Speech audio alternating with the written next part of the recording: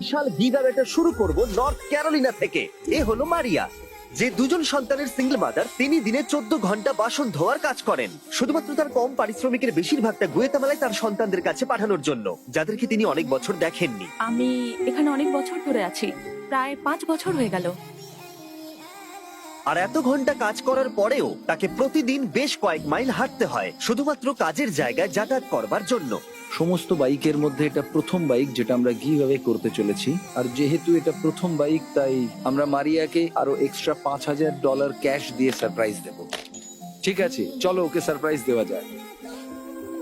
আমি তোমার জন্য একটা গিফট এনেছি। মারিয়া আমাদের বলল যা কিছু ওর কাছে বেঁচে যায় সেগুলো ও গ্রামের গরিব বাচ্চাদের খাওয়াবার জন্য দান করে দেয়।